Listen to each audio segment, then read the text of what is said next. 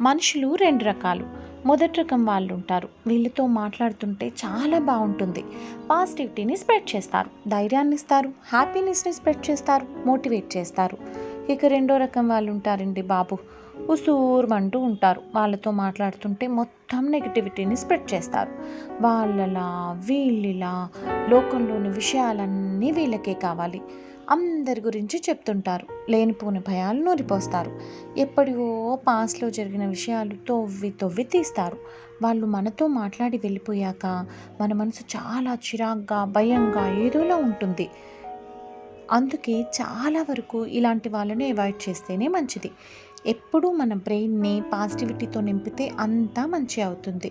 ఏమంటారు? చెక్ చేసుకోండి. మీరెవరితో ఎక్కువగా ఉంటున్నారో, వాళ్ళ ఎమోషన్స్‌ని, ఎలాంటి ఎమోషన్స్‌ని మనం క్యారీ చేస్తున్నామో ఒక్కసారి చెక్ చేసుకోండి.